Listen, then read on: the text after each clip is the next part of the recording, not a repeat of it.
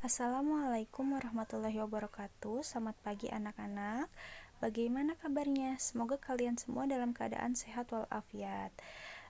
Nah, pada pembelajaran hari ini kita akan mempelajari tentang materi gelombang cahaya. Nah, mulai dari pengertian. Cahaya adalah jumlah terkecil dari energi yang bisa dipindahkan, disebut dengan foton. Partikel dasarnya tidak ada ukuran aslinya dan tidak bisa dipisahkan. Namun, partikel ini hanya bisa diciptakan atau dimusnahkan. Nah, salah satu bentuk cahaya yang biasa kita lihat dalam kehidupan sehari-hari adalah termasuk cahaya tampak. Cahaya tampak ini berada di tengah spektrum pada jarak sekitar 400 nanometer sampai 700 nanometer. Jadi, jika kurang dari 400 atau lebih dari 700, kita tidak bisa melihat cahaya tampak tersebut. Nah, cahaya tampak ini yang kita bisa lihat adalah merah, jingga, kuning, hijau, biru, nila, dan ungu. Untuk panjang gelombang dalam cahaya tampak ini memiliki panjang gelombang yang berbeda-beda. Nah, kita mulai dari merah. Nah, merah ini mempunyai panjang gelombang yang terkecil, mulai ke jingga, kuning, hijau, biru, nila, dan ungu merupakan panjang gelombang cahaya tampak yang paling besar. Nah, gelombang cahaya tersebut memiliki sifat-sifat cahayanya. Yang pertama ada dispersi, lalu difraksi, lalu interferensi, dan yang terakhir adalah polarisasi. Nah, kita mulai dari penjelasan dispersi. Dispersi merupakan pembiasan cahaya putih yang disebut dengan cahaya polikromatik. Nah, contoh cahaya putih ini adalah cahaya matahari. Nah, cahaya polikromatik ini diubah menjadi komponennya yaitu cahaya monokromatik yang kita sebut dengan Meiji-ku Hibiniu.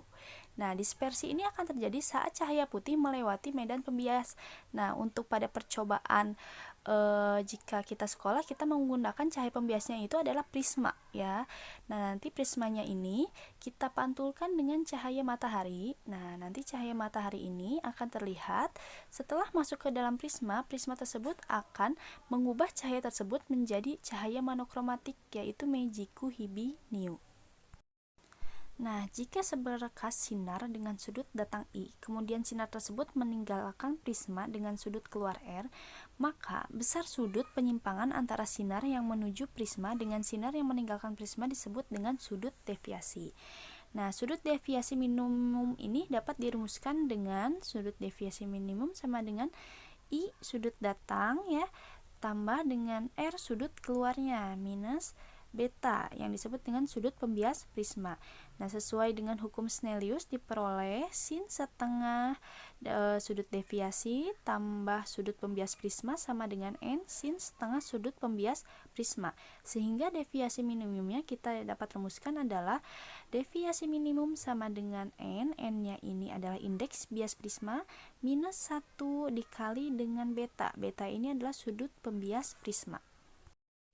Nah, ini contoh soalnya. Jika ada seberkas sinar datang ke salah satu sisi prisma yang memiliki sudut pembias 15 derajat, jika indeks bias sinar jingga adalah 1,52 dan sinar biru 1,56, tentukan besarnya sudut dispersi. Nah, kita masukkan ke rumus sudut deviasi tersebut. Ini sama aja ya, dispersi dan deviasi ini.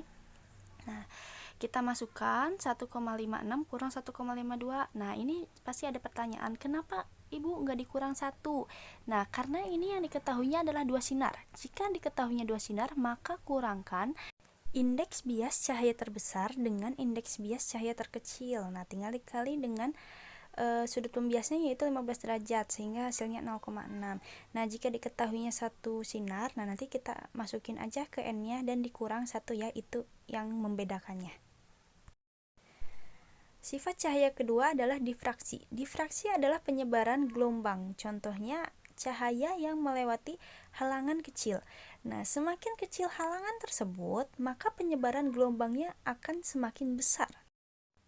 Nah, secara umum diperoleh pola gelap akibat difraksi celah tunggal memenuhi persamaan D sin theta sama dengan M lambda dengan M 1,2,3 dan seterusnya. Nah, karena ini pola gelap sehingga ini merupakan difraksi celah tunggal minimum. Nah, perumusannya adalah D sin theta sama dengan M kurang setengah lambda dengan M-nya orde lambdanya adalah panjang gelombangnya.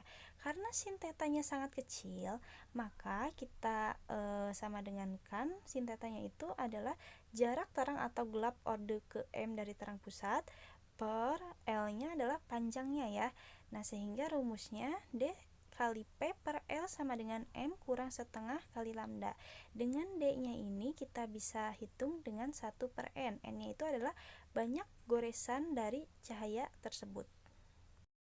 Nah, untuk yang ini adalah perumusan dari difraksi celah tunggal maksimum yang terangnya ya. D sin theta sama dengan M kali lambda. Sama kayak tadi, tetanya ganti jadi P per L. Jadi dP per L sama dengan M lambda dengan D-nya adalah 1 per N. Nah, ini ada contoh soalnya. Ada sebuah kisi difraksi memiliki 1000 goresan per cm, sehingga seberkas cahaya dapat dilewatkan. Jika dihasilkan garis terang keempat dengan sudut 90 derajat, maka berapa panjang gelombang cahaya yang digunakan? Lihat, ini terang ya, berarti ini difraksi celah tunggal maksimum. Nah, kita pakai rumus dulu. Karena ini diketahuinya N goresannya, maka kita harus cari dulu D-nya. D sama dengan 1 per N. 1 per 1000 adalah 0,001 cm. Kita ubah ke dalam satuan internasional menjadi 1 kali 10 pangkat min 5 meter. Baru kita masukkan ke rumus difraksi maksimum, yaitu D sin theta sama dengan M lambda. Kita masukkan, nah sin 90 derajat kita ketahui adalah 1. Kita masukkan sehingga kita cari lambdanya atau panjang gelombangnya. Hasilnya adalah 5 kali 10 pangkat min 6 meter. Nah, ini untuk contoh soal yang kedua. Ada cahaya monokromatik dari sebuah sumber jauh datang pada sebuah celah tunggal yang lebarnya 3 nanometer. Jarak terang pusat dari pola difraksi ke gelap pertama adalah 1,8 mm. Jika jarak layar ke celah 60 cm, maka cahaya tersebut memiliki panjang gelombang. Ini sama ya, hanya tidak diketahui N-nya. Jadi kita langsung aja pakai perumusan D kali P per L sama dengan M kali lambda. Nah, kita masukkan D-nya kita tahu 3 nanometer atau kita ubah ke meter jadi 3 kali 10 pangkat min 9 meter. Lalu kita masukkan P-nya, jarak terang pusatnya adalah 1,8 kali 10 pangkat min 3 meter per jarak layar ke celahnya yaitu 60 cm, kita ubah jadi 0,6. Nah, sama dengan M karena ini kita cari jarak terang pertama, jadi kali 1 kali lambda, sehingga panjang gelombangnya atau lambdanya sama dengan 9 kali 10 pangkat min 12 meter. Sifat cahaya yang ketiga adalah interferensi. Interferensi merupakan perpaduan dua gelombang atau lebih yang memiliki beda fase konstan dan amplitudo yang hampir sama. Nah, contohnya itu nanti ada cahaya, nanti ada dua celah atau dua halangan gitu. Nanti saat karena ada dua celah, nanti akan keluar gelombang. Nah, gelombang ini akan ada interferensinya. Nah, interferensi ini dapat bersifat membangun atau disebut dengan interferensi maksimum dan sifat merusak atau yang disebut dengan interferensi minimum. Kapan sih interferensi itu membangun atau maksimum? Jika beda fase kedua gelombang sama sehingga gelombang baru yang terbentuk adalah penjumlahan dari kedua gelombang tersebut. Namun, kapan sih interferensi tersebut merusak atau minimum? Jika beda fasenya adalah 180 derajat sehingga kedua gelombang saling menghilangkan. Nah, untuk interferensi konstruktif atau disebut dengan maksimum, rumusannya adalah 2 kali N kali D cos theta sama dengan M kurang setengah kali lambda. Dan untuk interferensi destruktif atau minimum adalah 2 kali N kali D cos theta sama dengan M kali lambda. Untuk sifat cahaya yang terakhir adalah polarisasi. Nah, pada umumnya sumber cahaya memancarkan cahaya yang tidak terpolarisasi, yaitu kuat medan listrik di titik mana saja selalu tegak lurus terhadap arah merambat cahaya, tetapi arahnya berubah secara acak. Namun ternyata gelombang cahaya ini dapat bersifat terpolarisasi. Nah, sekarang Ibu akan menjelaskan penerapan gelombang cahaya dalam teknologi. Penerapan yang pertama adalah mesin scanner. Nah, alat ini membantu komputer menggambar atau objek grafis ke dalam kode digital, sehingga kita bisa lihat, misalnya kita suatu gambar, lalu kita scan, maka kita akan bisa melihat gambar tersebut dalam bentuk digital, yang kita bisa lihat di komputer, laptop, maupun handphone.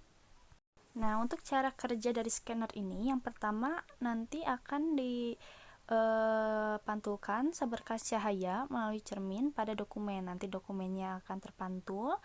Nanti berkas cahaya tersebut dipantulkan oleh CCD. Nanti muatan listriknya yang dihasilkan dalam chip CCD dikirimkan sebagai sinyal listrik ke konverter A atau D dan diubah nilainya menjadi digital. Nah, yang kedua ini ada LCD.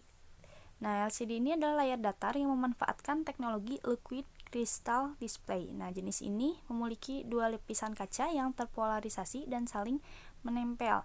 Nah, untuk kristal ini berfungsi untuk melewatkan atau memblokir cahaya agar menghasilkan gambar pada layar saat arus listrik melewatinya.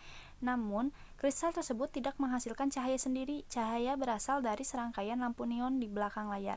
Dengan bantuan lampu neon, atau disebut dengan sebagai backlight, gambar yang dibuat oleh kristal menjadi terlihat. Nah, contohnya ini adalah seperti pada TV LCD. Nah, penerapan selanjutnya adalah LED. Nah, contohnya adalah TV LED, yaitu Light Emitting Dioda.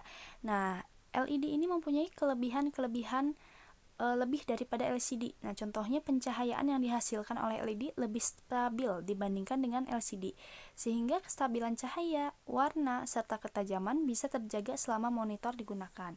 Yang kedua, konsumsi energi yang digunakan lebih sedikit, 40% lebih hemat dibandingkan LCD.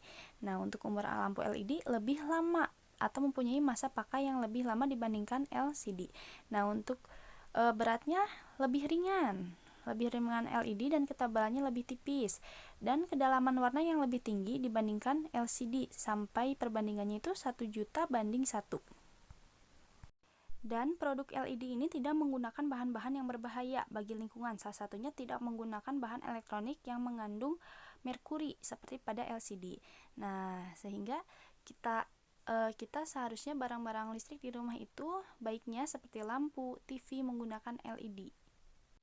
Karena mempunyai manfaat-manfaat yang lebih seperti menghemat pengeluaran listrik, lalu ketajamannya lebih bagus, dan merupakan produk yang ramah lingkungan.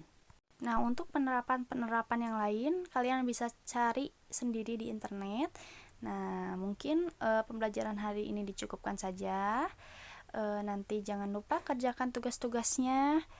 Gelombang cahaya yang akan dikirim di Google Classroom.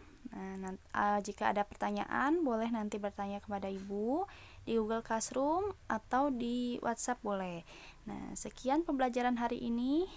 Semoga ilmunya bermanfaat. Wassalamualaikum warahmatullahi wabarakatuh.